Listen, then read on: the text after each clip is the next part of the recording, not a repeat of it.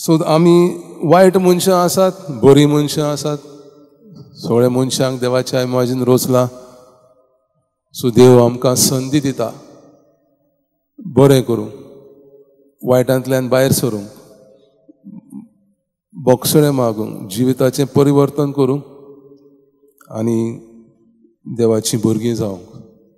सो जायते फावटी आमी निराशी जाता, वायट आमकां एनगल्फ सगळे गिळून उडयता. जायते फावटी आमच्यान कांयच करूंक जायना. तेन्ना निराशे आसतना, वायटान सांपडले आसतना आमी कसलोच निर्णय घेवंक फावना अशें सांतिनास म्हणटा. बगर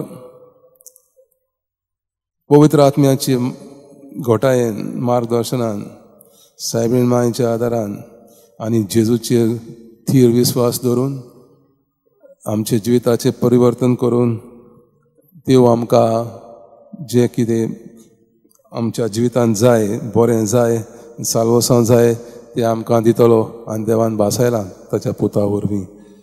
ह्याच खातीर आज आमी आमच्या शापाय शामायचो उगडास करता. ती आमकां जें कितें बरें आमचो बाबाळ, आमच्यो बऱ्यो रिती रिवाज आमकां शिकयतात.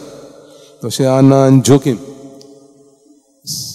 सायबीण मांयची आवय आनी बापूय जाणटे पिरायेर तांकां भुरगें जालें. देवाक लागीं तांणी भुरगें मागलें आनी तांणी सांगलें ते भुरगें आमी देवाकूच अर्पितले म्हणून.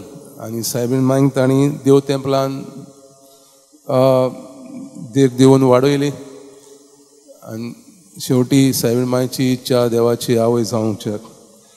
सो आमी देवाक आमच्या शापाय शामाय खातीर